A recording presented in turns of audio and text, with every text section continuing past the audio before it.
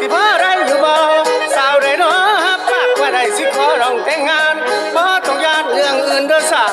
บ่ต้องย้านเรื่องอื่นเด้อสาวขอ2แรง2นั่นแม่นของแก้มแนมเห็นเจ้าผู้สาวแก้มเพิ่นๆแนมเห็นเจ้าผู้สาวแก้มเพิ่นๆบังเอิญได้พอสายตาช่องประสาท